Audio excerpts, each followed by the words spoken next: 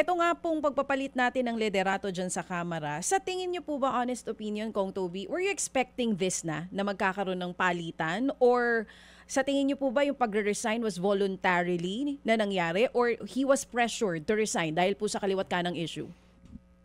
I thought that medyo late na nga di ba? Kasi tumagal ng tumagal, kaya alam niyo na ipon yung galit ng tao dahil sa tumagal ng tumagal. I think if we would have done it earlier, mas may mapapakitang reforma. Kasi for example, maggawa lang tayo ng halimbawa. For example, ginawa namin 2 weeks earlier, di ba? So mas madaming hakbang na maipapakita na nagkakaroon ng reforma.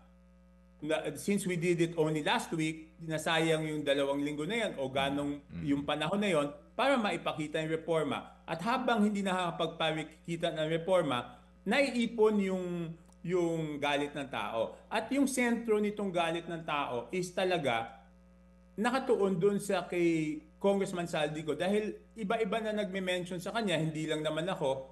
Tapos ni walang paliwanag, di ba? Tapos ni walang aksyon magmula sa dating liderato na pauwiin siya. So lahat ng mga bagay na yon ay dumagdag doon sa galit ng tao dahil tila may pinagtatakpan ang House of Representatives. Alam niyo, napakapangit para sa isang government institution, lalo na sa House of Representatives, kung ang perception ng tao, ang isip ng tao ay may kamalian, tapos yung kamalian na yon ay pinagtatakpan ng mga kasamahan nila doon sa House dahil ang iniisip kaya pinagtatakpan dahil kasama yung mga miyembro doon. So ganun po ang nangyayari dyan sa tingin ko. Mga kapatid, brothers and sisters, saan ka pa? Dito na tayo sa totoo.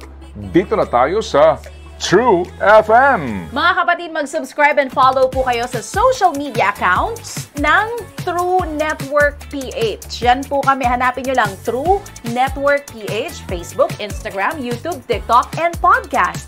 Mapa Apple or Spotify man yan, mahahanap nyo kami. Lahat ng mga napapanood at napapakinggan nyo po sa programa, nasa social media accounts namin yan. So, paano mga kapatid? See you sa social media!